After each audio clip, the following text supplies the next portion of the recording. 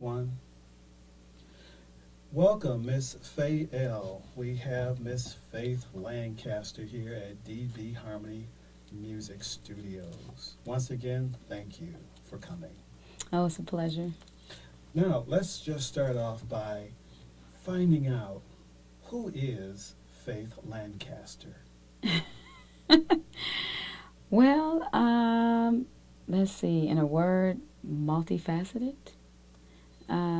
I do many things, but my latest adventure journey is in the world of music. Um, Actually, I've been doing this for a while, but there's many things I've done along the way throughout my life. And as far as careers are concerned, where my passions lie is in art and music. So currently, I am working on a CD and a video project. Um, the song being all wrapped up. But I do have a stage name, which is Faye El. So I'm currently trying to create an identity through the stage name as far as social media is concerned and the music career, music genre is concerned. Okay, well, let me ask you this. This musical journey, um, where did this song or this title for your single come up? How did that come about, this all wrapped up? Well, years ago, I was given a CD, a musical CD, by my cousin David Baskerville, who is a friend of Javon Garrett, and Javon Garrett is a producer who puts out beats and lots of music. He's been doing this for years. So, being the generous person that he was, from time to time, he give David beats and just tell him do what you can do with it. So, David passed the beat along to me, and he said, can you do something with it? Because I really feel like it has some potential. And I did. I started working with it. It was different for me in the sense that working to tracks that's already set is a challenge because I have to be on cue. So that's something that I had to learn to do.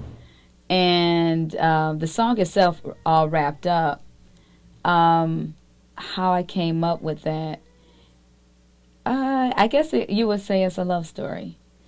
Um, at the time, I had a love interest, and I think that we feel from time to time we find ourselves doing things we wouldn't normally do, and love make us want to do those things.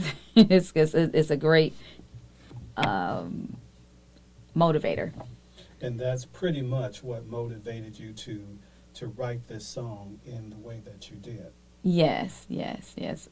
Being wrapped up, you are consumed by people you love, and sometimes it can take you away. And but it's a good thing. I believe it can be a very good thing. So. Oh, Yeah. definitely. They say, life and art is the vehicles of the soundtrack of our lives. Mhm. So yeah, I believe that. So you have this video currently playing on YouTube? Yes. Yes. Okay, so in the process of making this video, let's talk about who all is involved in the video. Okay. Well, it's DB Harmony Productions is what it was the first step to it. David Baskerville is the producer of this music group, and he have quite a few artists, and I happen to be one. And he has a friend, Mark Blackshear, who was the one who actually directed and edited the video. Um, he looked at my storyboard, and Mark was like, "Yeah, we can do this."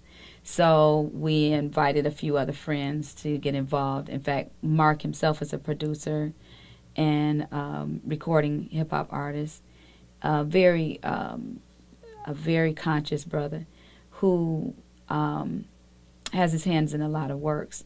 But he had me work on a video with Chris Gilmore, who's actually in the video, who's my love interest in this video. We worked on a video with Mark years ago on his album, She Gotta Have It. And from that, we felt we had good chemistry. So I called on Chris and asked him if he wanted to star in this video with me. So he was like, no doubt, I'm there for you. And Maso Miller was the camera person. And this was actually the first time he actually worked with, he had just bought this new camera. He said it was his first time working with it. And so we had a lot of fun making the video, but we learned a lot along the way. And it was, I think, a very good project when it comes to collaboration and people putting their heart into something. And it all came together, and they utilized their time and their energy is all, you know, the biggest thing that I think was a plus to this is that it was, it just came together so well, you know. Yeah, wow. You know, with the advancement of technology nowadays, everybody has like a budget for their video. How big was your budget for this video? And where did you guys shoot this at? The budget wasn't big at all. It was just everybody's time and energy, the effort. Maybe what it might have cost Amaso for his film equipment. We never put money in front of it. It was never one of those things. No one had a bill. It was just time and energy. Mark, he spent his time with his experience of being editor and director. He used the experience he had from previous videos he's done as also his training at Specs Howard. So that was, you know, a plus. And then Chris himself, he does acting. So we just, you know, got together and did that. And the budget, no, it wasn't big at all. Wow. So, well, let me ask you this. You know, coming across, you know, people working with people, how did you come across such names as Christopher Gilmore and Mark Blackshear and Maso Miller? Because we've heard of these guys. You know, Mark himself goes by the name of Poetic Menace. Has a second album coming out. He's put a lot of singles out there. He's been doing this thing for 20-something years now. He's pretty popular out there in the hip-hop community. As well as Christopher Gilmore. He's done some things with Dragon Films, Tom Henry, and he's been his leading man for a while. How did you get to know these two guys? Because they're on the move doing their thing, you know? The connecting source is David Baskerville. They were all friends, so that's how we got to know each other. And I've been associating with them for the past 15 or more years. Yeah. Yeah, it's good to know people in the business and keep a tight relationship. Yes. You never know when you might need them. Yes. So tell us the other aspects of your life. You know, off camera we were talking about your college education, that you were a labor doula. You were also a skilled artist. Tell us a little bit about what's going on with that aspect of your life. Okay. Well, yeah, I've also a cosmetologist of 30 years, so wow. That was my day job. That I worked for different shops. I worked for JCPenney's and Hudson's at one time back in the 80s and 90s, and before I decided to work out of my home. And making that choice to work out of my home was for the flexibility of time and being there for my kids when I was raising my children. And how many children do you have? I have 5.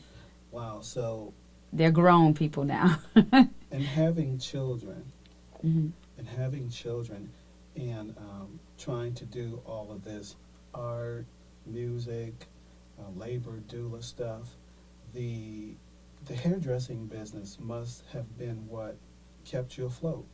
Yes, it did. It was very flexible, like I said.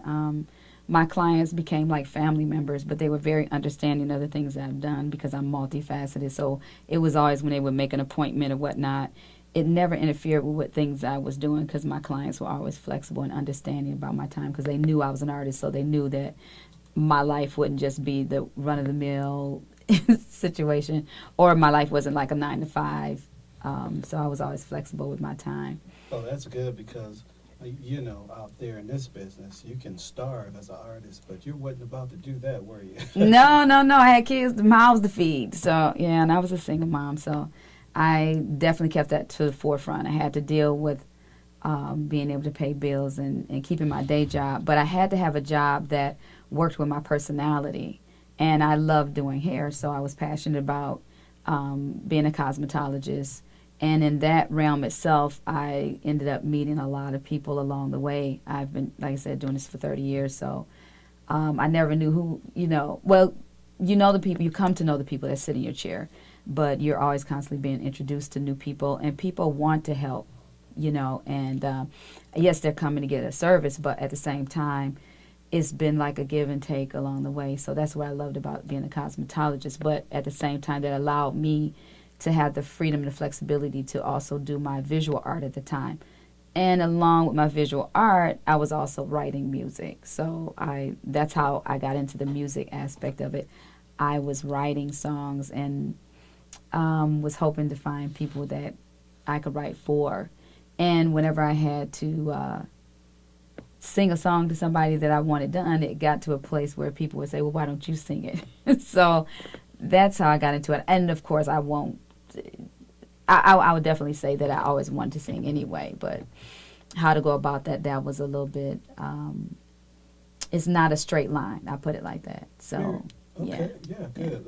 Mary Grove College, you have a bachelor's? Yeah, bachelor's in art. I entered Mary Grove College in 2007 when my children were old enough for me to go off, and and that I didn't have a whole lot of little intricate things to worry about them being little kids. So yeah, I entered and did art there, which was great. And at the same time, I ended up walking into my calling. I would call it a calling as a labor doula and a childbirth educator. I had no idea that was going to happen.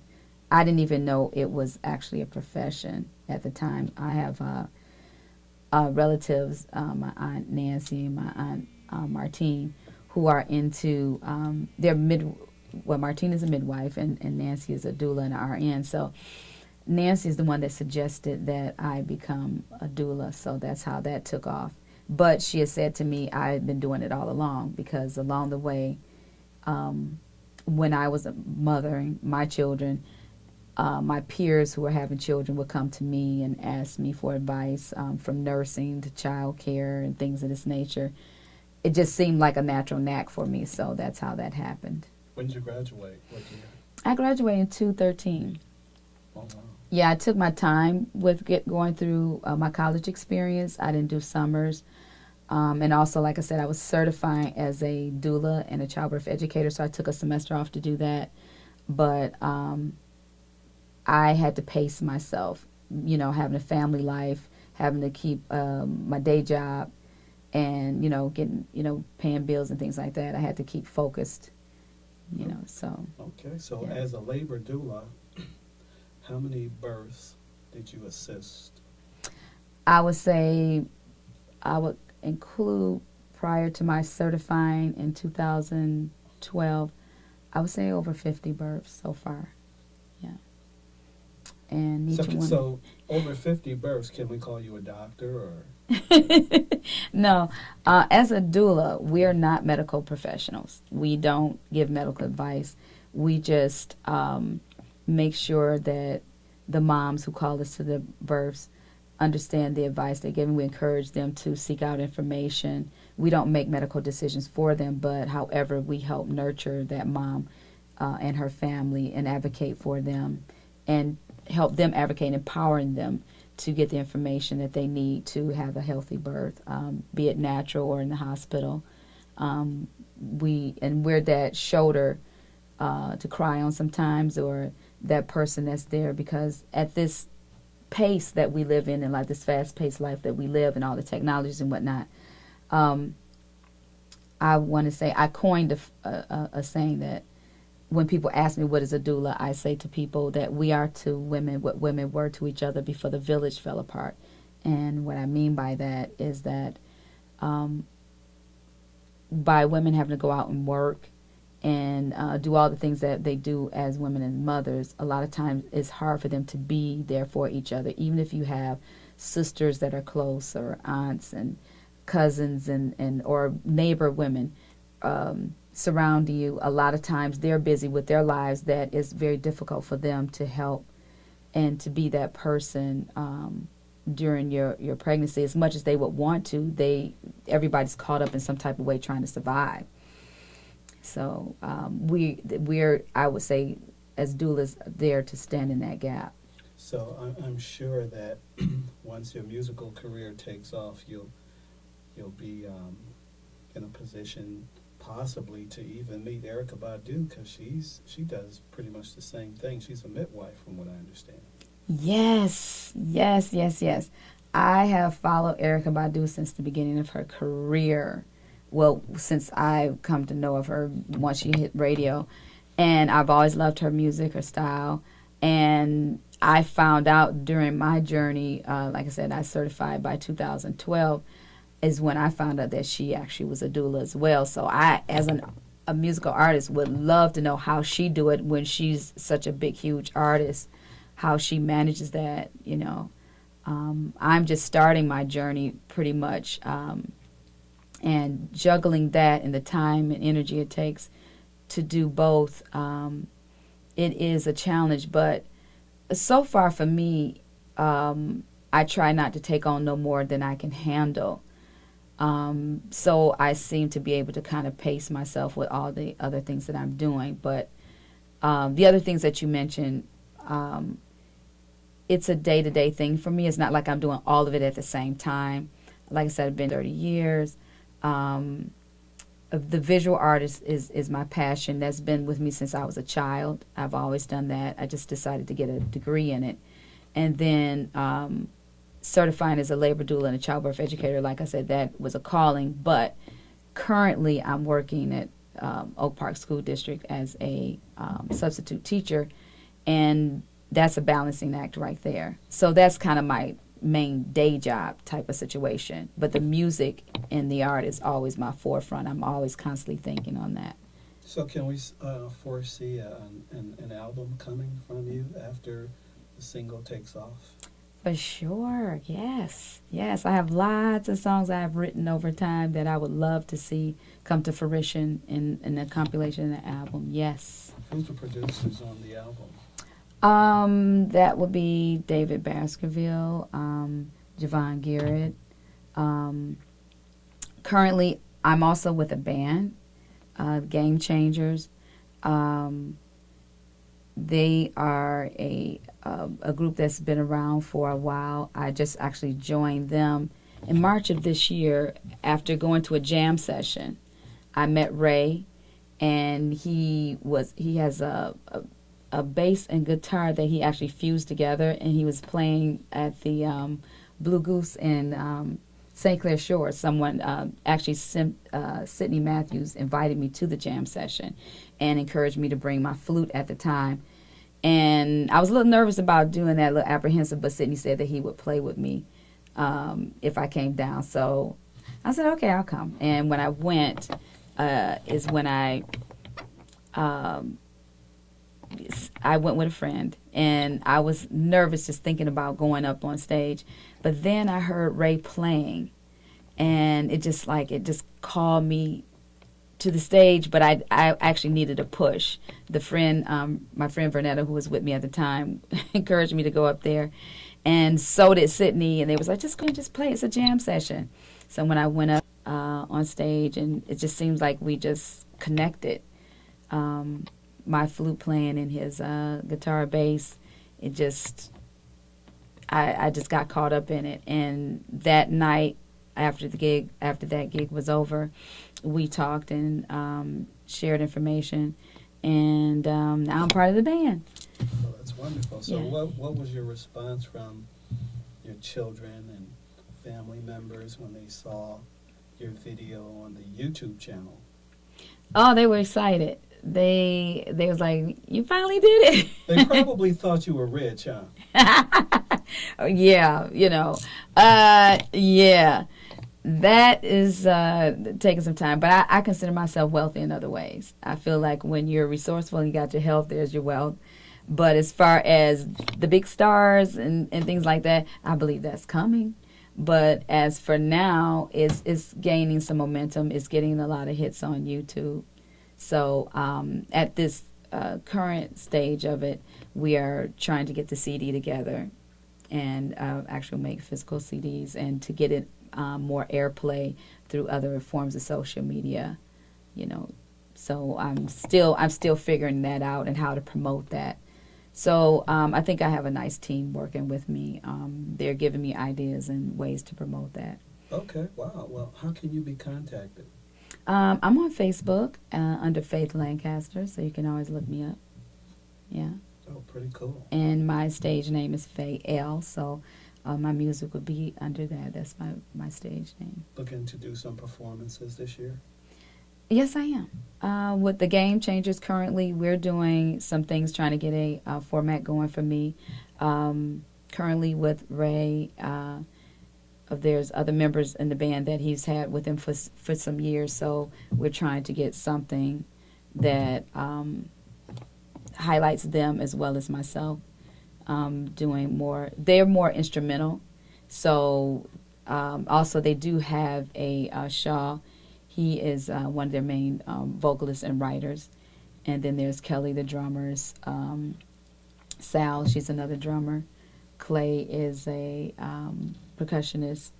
And then there's various other people that comes in and out of the band, but those are the main performers. Okay. Yeah. Well, that's wonderful.